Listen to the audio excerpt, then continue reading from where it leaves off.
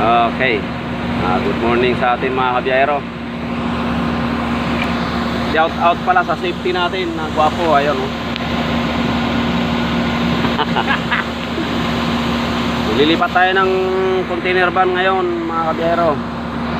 Ito na tayo. Ang kargahan natin ay lubid.